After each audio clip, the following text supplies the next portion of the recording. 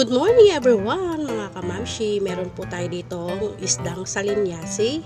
Kung sino po ang nakaka-relate dito sa isda na to mga kamamshi, paki-comment down below. At sa ngayon po, magluluto po tayo ng paksiw.